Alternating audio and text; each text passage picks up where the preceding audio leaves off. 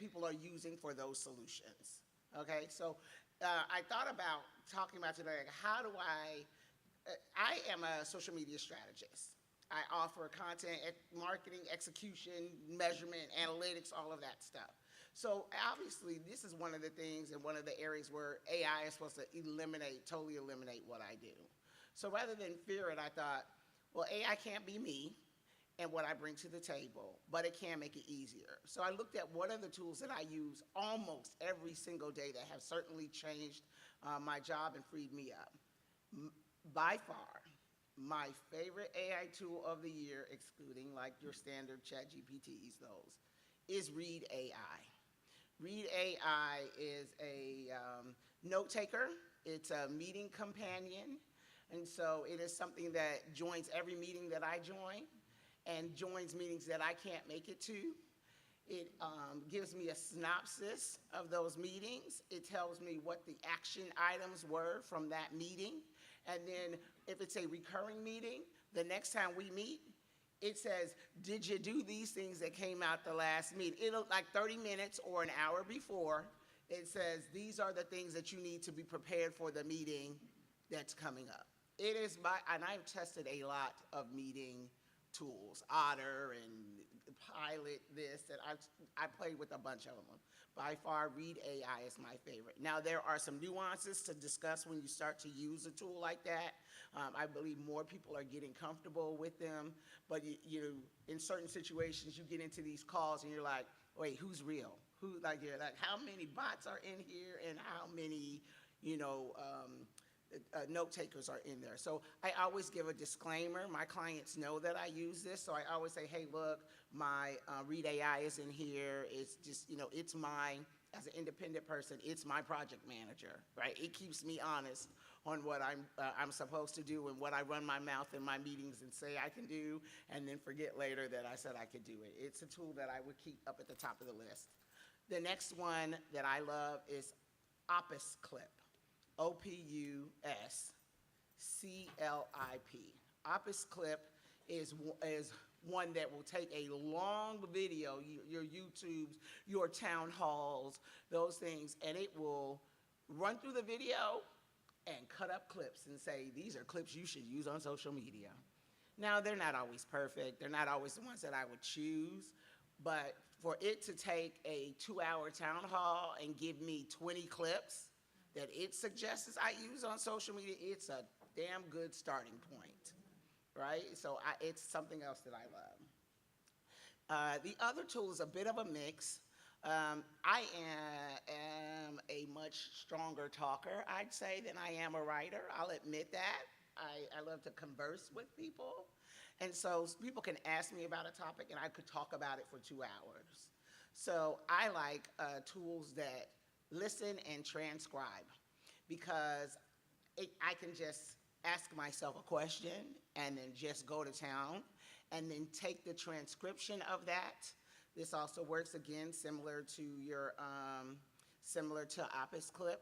Take the transcription of that and use my brain trust, what I believe, how I feel about a topic, what I think people need to know about it, or what my client says, and then dump that transcript and tell ChatGPT or whoever to use my information to develop 20 different clips. This is in natural language, which makes it different than saying, oh, review this website for this healthcare transformation thing and give me content, based from the website. This is from when I talk to the CEO and I can hear his passion for improving health outcomes on the west side of Chicago. When he talks about it, if I take his transcription and then I let AI say, here's some tools, or here are some sound bites, or here is some content, and then I can hear his tone in it, match the tone. Sometimes I ask it to, I'll say, I believe the tone of this is friendly but assertive with a little colloquial voice. Tell me, describe this tonality of this speech. Tell me who the target audience is for this speech. And I'm curious, and that way I know if ChatGPT is lining up with what I want and make corrections there. So that's why I use tools that do those kind of transcriptions. And so one of the ones that you can certainly use YouTube. You can use, oh, what is it called?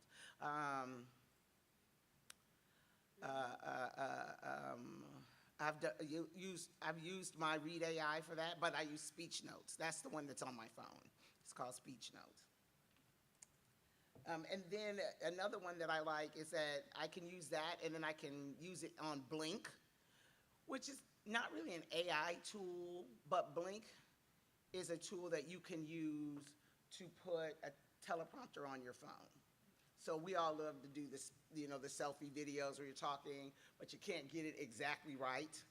Well, it will take your speech and put it in a prompter, so now you can still do your selfie video, but the words are rolling right in front of you and you're reading them.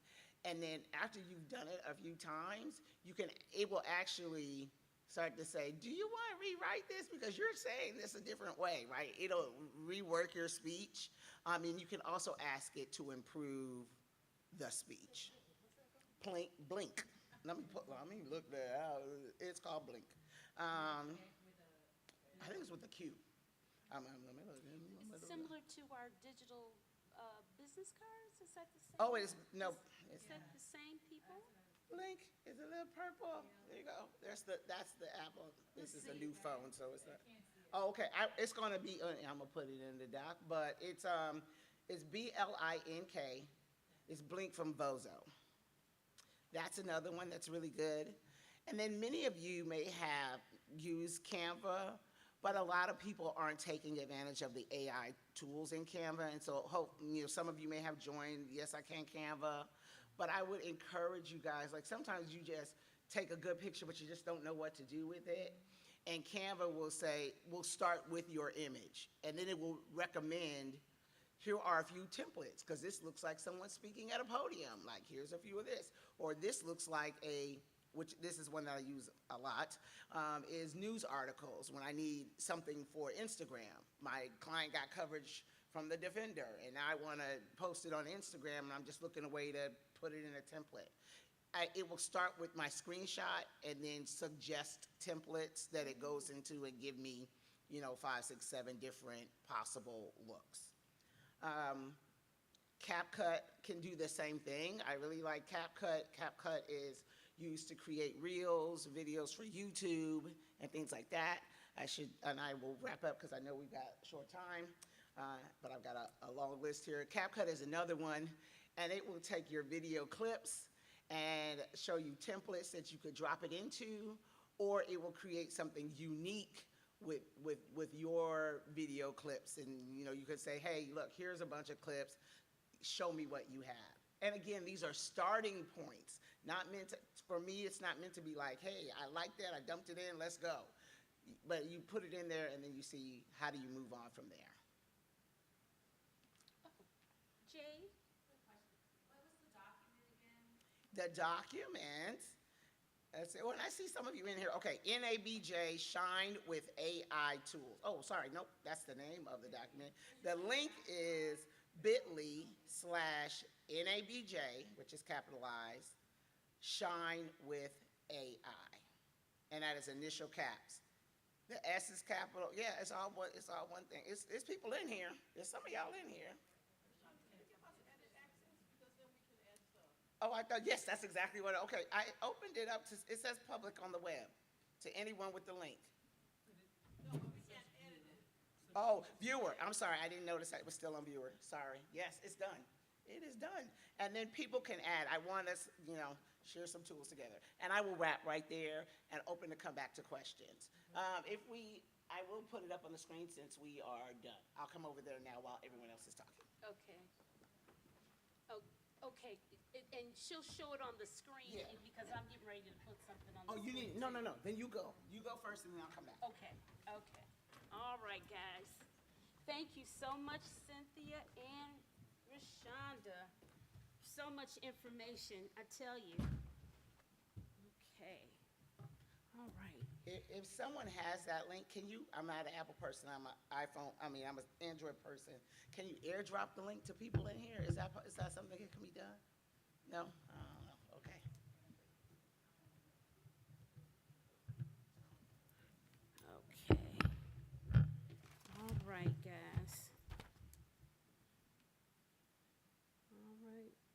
I don't see it connecting, guys.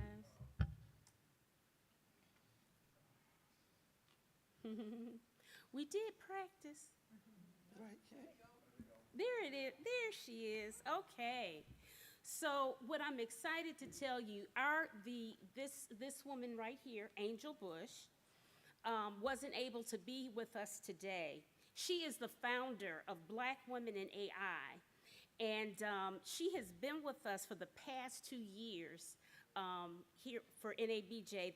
The first presentation that we had with her and a few other guests were in Las Vegas, and that was the introduction to NABJ for artificial intelligence.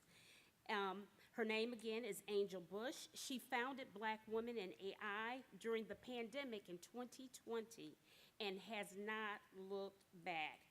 Her company's purpose is to educate, engage, embrace, and empower, telling the story of Black women working and learning in artificial intelligence. In just 3 years, her firm has seen phenomenal growth as it has become a global organization whose members span 5 continents: North America, South America, Europe, Australia, and the motherland of Africa. Now her firm has come up with a tool called Black Women in AI Career Assessment, and just specially for NABJ, it was just uploaded to her website, her company's website, so that you all first have public access to it, and now it's open to everyone who goes to her website. So let me go to her website. All right, there it is. I don't know, from here, it looks really dark. Well, it is kind of a dark website. And the web address for that is literally blackwomeninai.com. Okay? And I'll need you to go to that so that you can practice with this career assessment agent. Okay? So as I scroll here, it does, Black Women in AI has a membership. I am a member. And as you see, she's placed it that they're going to be, that it's premiering here at this session. And we're going to click here on this Black Women in AI Career Assessment Agent. Are any of you, how many of you are on the website now, or going to try to play with it right now? Okay. A few of you, okay. All right, all right. It's hard, I don't get reception below. I see, I'm sorry. Okay, so it says AI Career Assessment Agent. Give us your goals, skills, and interests. Now prepare to pivot your career to AI. So listen, if we can't beat them, join them, all right? Maybe we decide that we might want to do an AI career, or what would it take to have a career in AI or something, right? So I'm going to click on the button here, Getting Started, and come on now, you know how to act. Getting Started. It's supposed to send me some prompts. Of course it's going to act up today. Oh, there it is. Okay, let's get started. Warning, do not provide sensitive, personal, or confidential information. Tell us about your interests, goals, skills, or hobbies. So, okay. So it says here in this little note here, type an @ to mention a GPT and add it directly into your conversation. Not quite sure what that means, but at any rate. Okay, so I have played with it some, but I'm going to play with it in real time here. So I'm going to say, I'm going to pretend, I'm going to have, what career should I have? Let me see. I have a goal of being an executive chef, and I want to write a cookbook. Okay.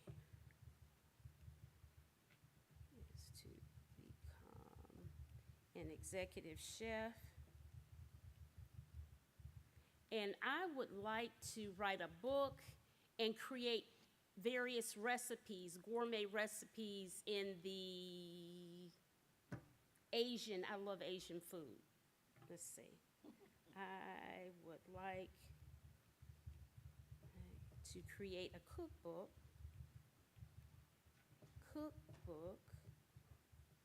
on Asian cuisine. On Asian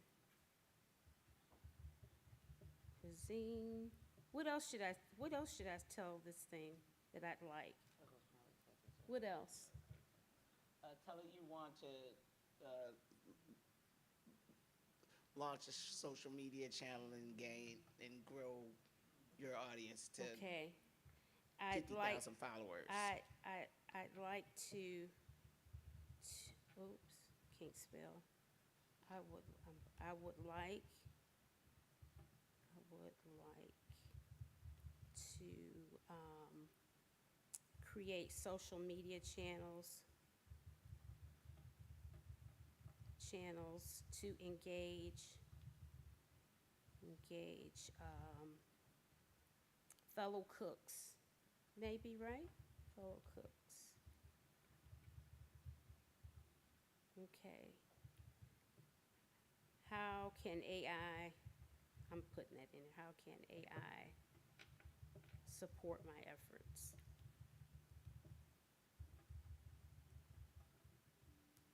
Okay. All right, put it in there. I'm gonna let it marinate a little bit.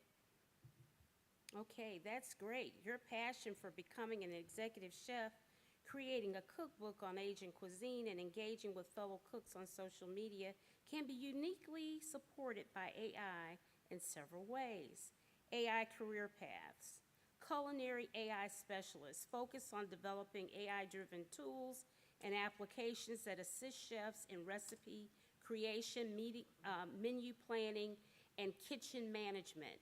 This can involve using AI to analyze and optimize recipes based on ingredients, dietary preferences, and nutritional value. So what that means is, say if, maybe it has to be gluten-free, I don't know. Or some other special things about the food or whatnot. It would be able to help us to do that. It goes further into emerging technologies, recipe recommendation systems, AI-powered platforms that suggest recipes based on available ingredients, dietary restrictions, and personal preferences, AI-driven social media tools, tools like Hootsuite or Buffer use AI to optimize social media posts, schedule them for the best times, and analyze engagement metrics. Courses to pivot into AI, introduction to AI and machine learning. And they have a free option that they list here that has a link. And then number 2 says AI in culinary arts. Seek out specialized courses or workshops that focus on the intersection of AI and culinary arts. And down further, it has social media marketing with AI. It even lists Coursera's social media marketing specializations and all of you know what Coursera is, right? How many of you are familiar with Coursera? Okay, great. And then at the end it says, by starting with these courses, you can build a solid foundation in AI and then apply your knowledge to enhance your culinary endeavors. Remember, the field of AI is vast and constantly evolving, and staying curious and continuously learning is key to finding your niche within it. Also explore opportunities and resources at Black Women in AI, and it has her website, and then they have a job skills report authored by Coursera as well. Now, the thing about this, I tested it out on my field in PR and what have you, and it even gave me a summary report. So depending on, it really gets into detail depending on what you put in it, right? And I think it's pretty clever because Rashonda used it, Yeah. Rashonda, what did you Yeah, think? no, I played with it. So I basically put it in a scenario like, hey, I am a, social media strategist. I make $100,000 a year, and I want to grow to $250,000 a year, and a team of 10. Like, tell me the steps that I need to take to be able to grow my. I currently have, 6 clients. Tell me the steps I need to take to get here. And let's see if I still have it up, because it saved it.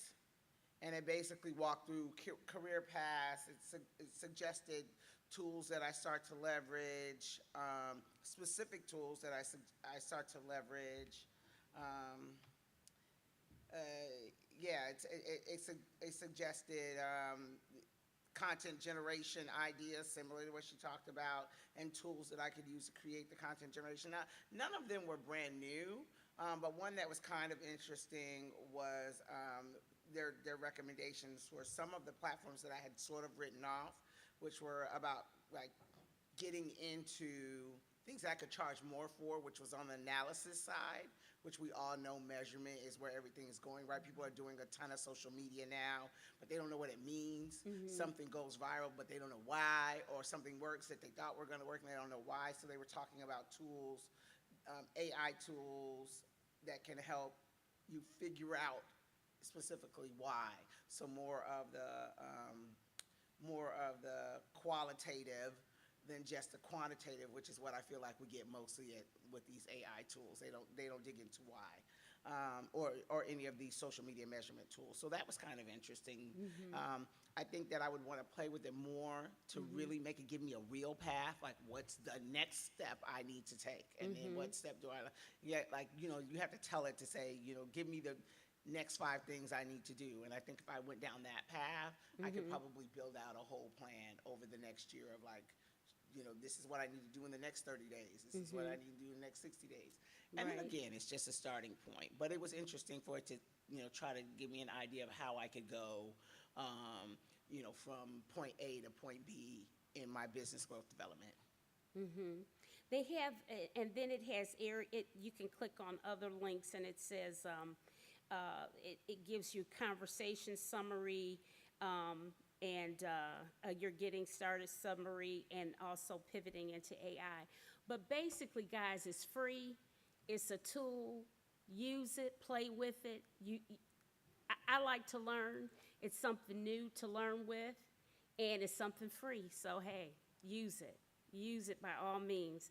And Angel is one of those people that started the whole thing of Black women in AI simply because she went to a conference, she didn't see anybody that looked like her, and she said, if they're creating all of this stuff and it's judging me and it's talking about me or whatever, then I need to get in the game and be a part of it. And listen, in 3 years, she has gone to Amsterdam to talk. She has been everywhere. It's been amazing. And I'm proud to say that NABJ was one of her first speaking engagements, and what have you. So you're seeing it here first. So I'm sure that, and if you explore her website, you can see other things you can get involved with and to learn more from, because they're offering, they're trying to get up to 1,000 people trained in AI through Microsoft, which is one of her partners, and other corporations. So it's some really interesting things that we can't be afraid of it. I was definitely afraid of it, and I fussed her out on the phone one day, literally, and then I called her back. And I said, Angel, what are you doing that for? Because we hadn't talked to each other in a while. We're sorority sisters. And we hadn't talked to each other in a while. And I was like, girl, why you doing that stuff? That is the devil, whatever. I did. This is a true story. And I mean, I fussed. And she's very calm. And she goes, Pam, it's okay. But if you don't use it, you're going to be left behind, particularly in your field.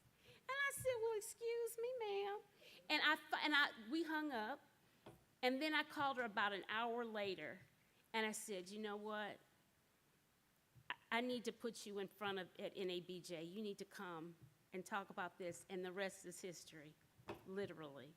So I say all that to say, you guys, get in the game, get in the game, get involved, and we're here for any questions that you have. And I'm actually very curious to know how folks here are now leveraging AI to advance their professional practices. Is anybody using AI, and how is it?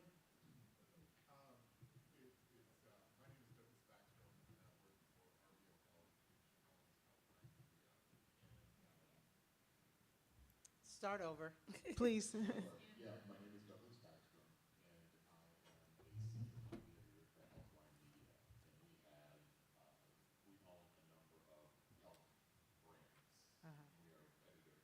And what I've been doing initially is just experimenting with Perplexity.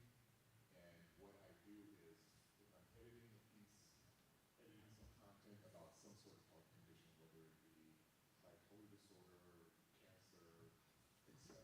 What I do is I look at the article and then I ask specific questions on Perplexity to give me some additional right, information. I want to that's see the language that's used. I want to see the people that they run medicines on. Any sort of additional information that I can to add to this. It's been much more helpful than Google, Googling a topic. On a separate note, one of the other reasons I'm here is I'm taking on a new role. I'm moving from copy editor to senior AI editor. And so Oh, my role is going to be understanding these tools and bringing them to our content organization. And so that's kind of why I'm here and sort of really wanting to get familiar with this territory and finding out ways as an editor how I can introduce this into content. I hope you're thinking about You- AI and the impact on communities of color. Yeah. You mentioned Perplexity. Is that because you're using that tool more than ChatGPT? And can you tell people why you use Perplexity over ChatGPT? Because this is a very important point that I talk about with journalists specifically. Well, last year in Birmingham, I was in this woman's, one of her sessions. What I learned and what I heard is that there, in terms of accuracy with ChatGPT, it wasn't there. It wasn't secure. It Correct. wasn't stable. And I had heard that these other tools are much more secure. Absolutely. Much more, I could trust them. There was the integrity there. Does Perplexity include works? Background to this, okay? Let me start with this. If you've been here at my session this year, you would have seen that I talked about where things have moved from in a year. Everything most of what I talked about last year has changed, number one. I just talked about Perplexity. Perplexity is not a chatbot in the same sense as ChatGPT or Gemini or any other. It has been built as what's called an answer. This is an answer bot. It basically, when you enter a prompt, it gives you an answer instead of just a long list of links the way that Google does. So it gets you there a little bit faster. It also points you to all the sources that are used to That's the generate That's what I was asking. that specific answer. Yeah, that's the piece. So, but here's the thing. Google is also moving in that direction. They last week released a product called Search GPT. I got early access to it. I haven't had a chance to play around with it because I've been out here for the last week or so. Yeah. But it looks very similar in some ways to Perplexity. Not nearly as detailed, not nearly as much information, but they clearly see that as what's about to happen. And so moving into that space. So keep an eye on it. Search GPT. Yeah. Well, I can't wait to hear your insights from them, because I do think that point, primarily because of the fact that Perplexity shared the sources from which the information came, to me made it so much more of an interesting tool to use, when you're trying to gather information. So that's really insightful. Yeah, that's why I like it too. It also auto-generates AI images for you. Yeah. You can put the prompt in. How many of you work in government communications? I know, okay, one or two of you. Now, I know for a fact that I'm involved with the government social media conference. Have you all heard of that? Yeah, listen, I wish I had thought of that idea, because that woman is sitting pretty now. That thing has grown like crazy. I will never forget, like about the third year, she had the FBI, the CIA, NSA, everybody coming to that conference. And it has just, I mean, it has just gone gangbusters. And including now Canada are becoming members of the government social media conference. And one of the things that I learned in last year's conference is that, and it triggered me when somebody mentioned AI images, we really, if we use any AI on any social media or anything in government, you must inform them. That is part of the law, so to speak. You have to inform people that you have generated images or whatever utilizing AI. So that may be something that newsrooms need to think about too, because I thought I heard it in the conference that the talk about needing to have that level of integrity to inform people, because just the other day, Elon Musk issued out a video with Kamala's voice saying all this bull crap, right? And he put it on his platform, and everybody saw it. But for some people who don't understand AI or don't know it, they didn't know. They were so confused.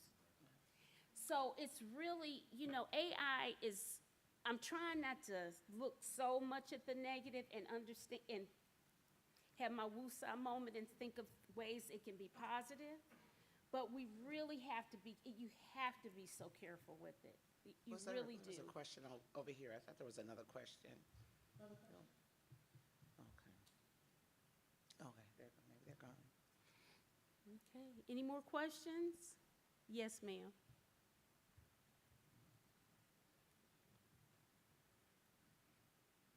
Thank you. My name is Kristen. I also work with Douglas with Healthline, Partner Real Health.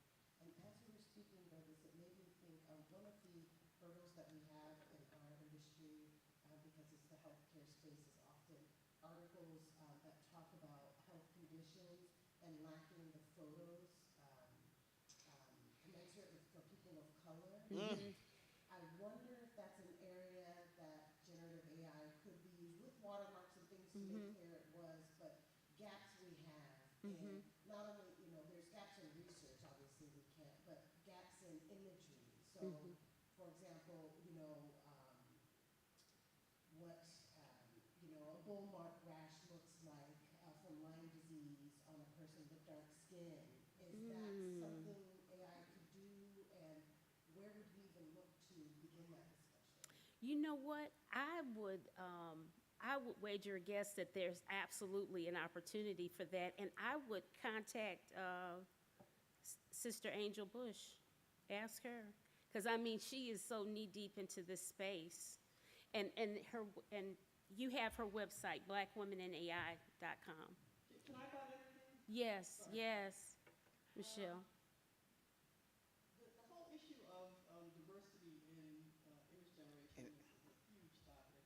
You may have heard that Google's Gemini got into trouble because it had been trained in a way that was creating historically inaccurate images. So, for instance, you would say, show me, I don't know, one of the founding fathers, and it would bring up a person of color, dressed in period costume. So they took that down during the process of retraining the product. I know because I write a weekly newsletter.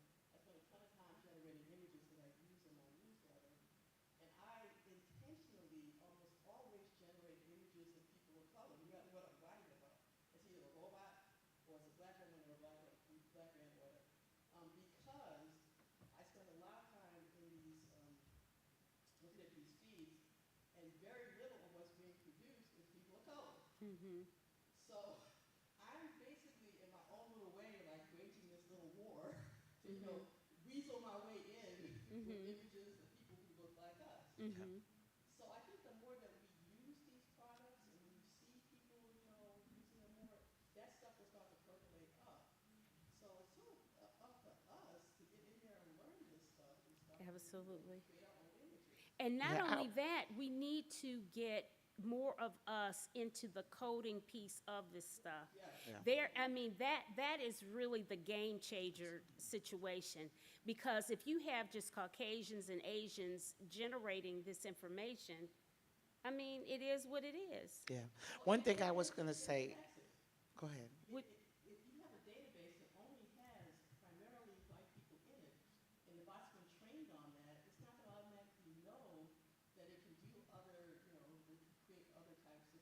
Yeah. So we need to be building the back end as well. I was going to say, and I think Michelle and I are probably in some of the same groups because I've seen her in them. On Facebook, there were a ton of groups about image generation, AI generation for different things. The idea of creating a Facebook group, and I'm only mentioning this there, is because people share images that they've created and the prompts they use to create them. So if you were to start one that was health related AI images for people of color, and just start sharing and creating a community with other people looking for health images of people of color, from people with nonprofits and all of that, they would be doing the same work you're doing.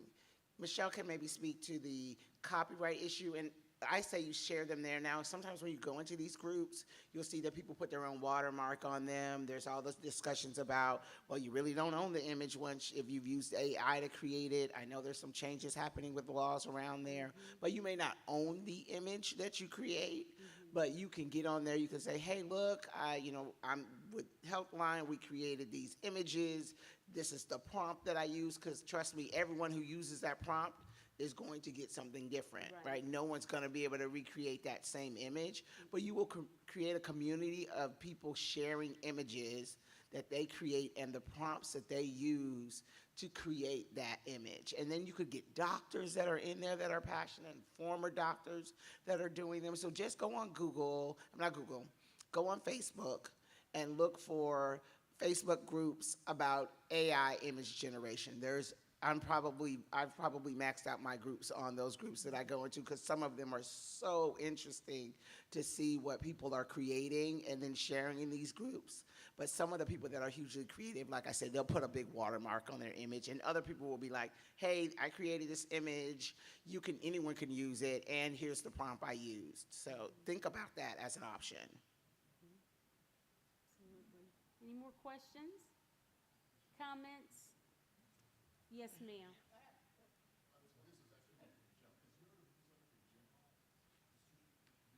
I'll see if I can share one. Yes, what happened was my friends bullied me into writing a newsletter because I was oversharing on social, on my social media.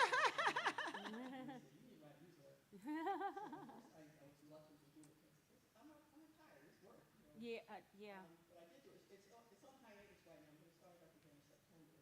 But if you go to my Big E address, there's an archive. Everything I've done for the last year is up there. It's Mijon, MIJOhn.com/AI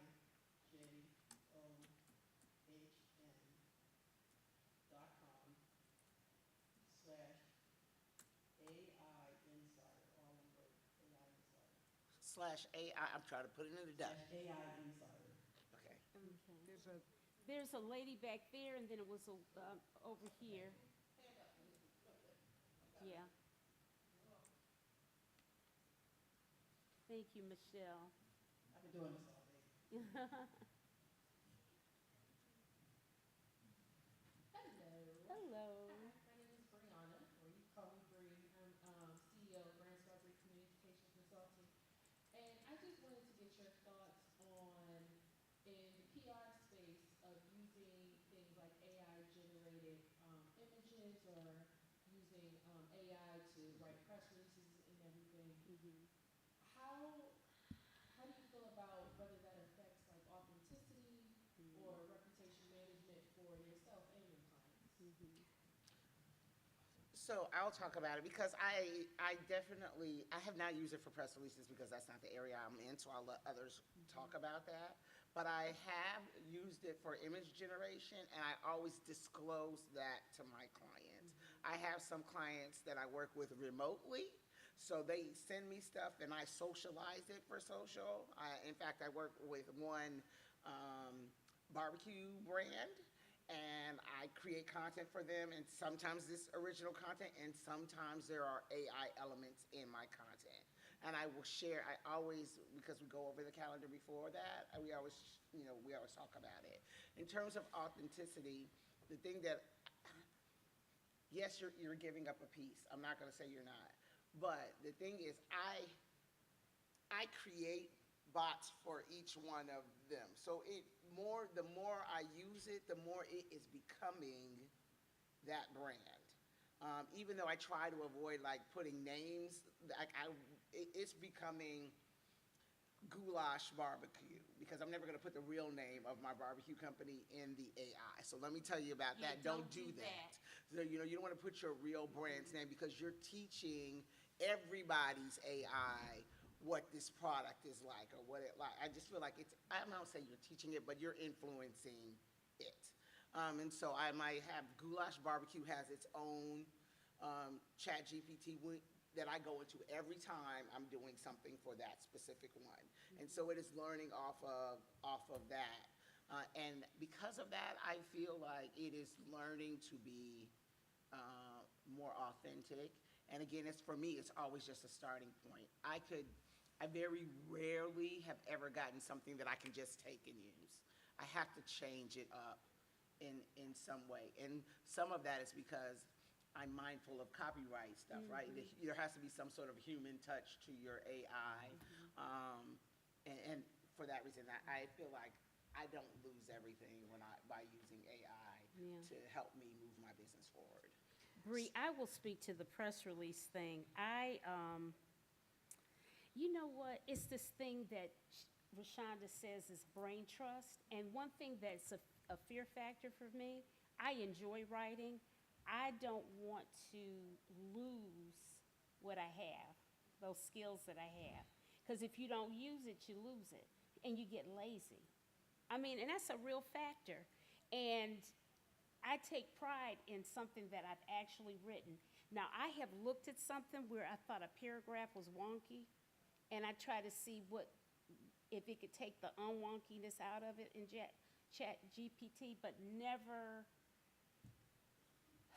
a press release for distribution I've not done. I've changed, I've had to, if I've used something, I've changed it up or something. Because it's never exactly to what I would use anyway. You know what I'm saying? And I will say that I have been given language that I can, from professionals that I can tell came from ChatGPT, and I've literally had to rewrite the whole thing because it's not authentic. I think a press release is a little bit different in terms of there is a structure to press releases, a formula, and to me, press releases seem inauthentic anyway. I think that it might be an interesting starting point, to your point, and then kind of going through and massaging. So I guess with press releases, because of the whole formula, I'm not as anti, but when it comes to other, like, authentic talking points, just no.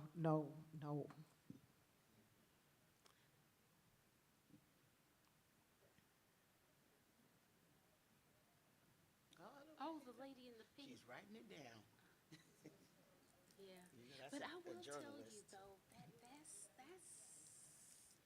Oh, it's headed in that direction. We're headed there. yeah, Oh, it well, we're is. already there. Yeah, we We're are already already there. But Hi, good afternoon. My name is Hillary Meyer Greston. I'm the CEO and founder of Home Health Connector, an online directory for home health care nationwide. Okay. And I had a question about AI, and maybe you may have touched on it, No problem. but what are some ways that you can use AI to protect your data?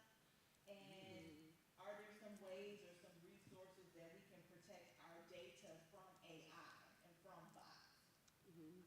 From AI utilizing your data, you could take all the apps that you currently have on your phone off. Because you've essentially, if you were to read the terms of service, you've given at least one of your apps, if not most of them, you've given them the right to see how do you type, how do you talk, what do what word do you prefer to use. This is why for already over a decade, your text message has been able to suggest the next words you should use because it knows what you're likely to use, and it's seen how you text. But that would be an interesting prompt to put into AI, to even ask it, what could I do to protect myself from you? I feel like that's been done before, but it's interesting to see that. I can't think of something specifically for that.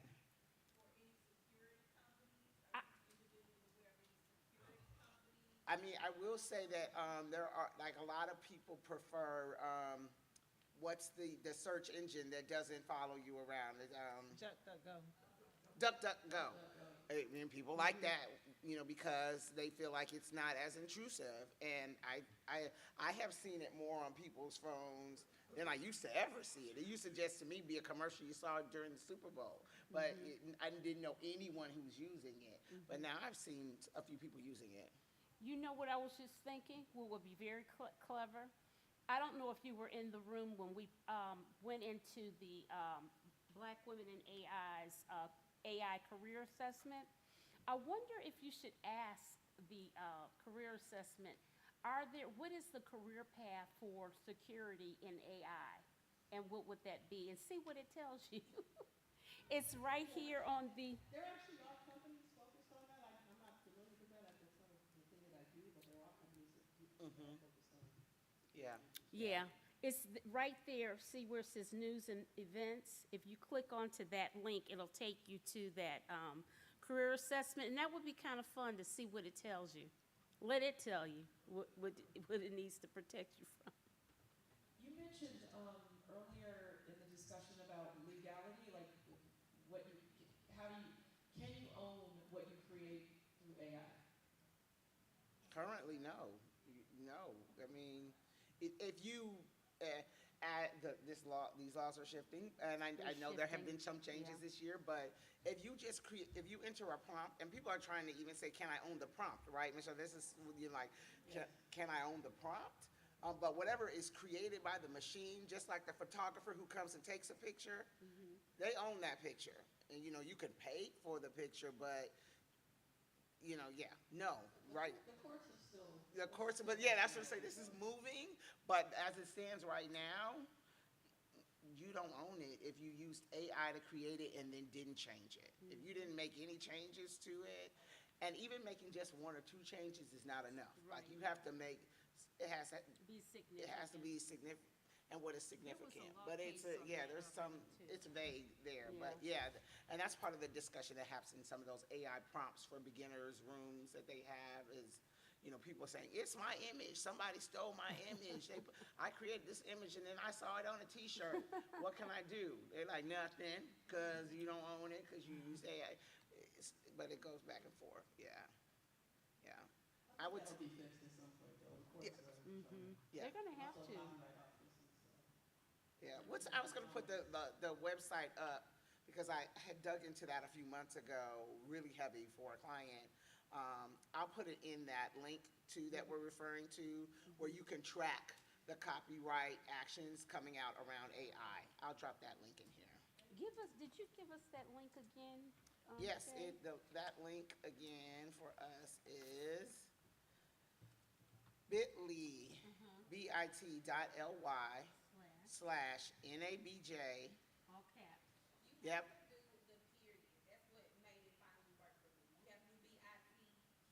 Oh, yeah, and see, and I made the assumption that everybody knew that, and that was wrong. bit.ly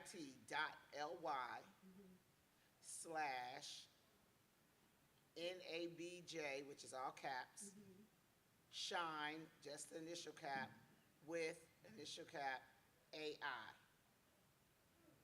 bit.ly NABJ, shine with AI. Okay.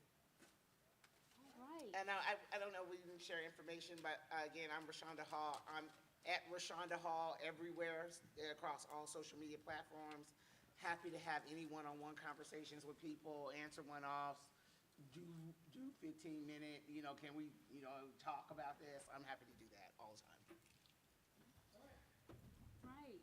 Well, we thank you all. We thank you. Thank you to our panelists. And by the way, this is the last Innovation Bubble session for the day. It's been a great year. I hope you guys enjoyed our programming. This is my last year curating the Innovation Bubble.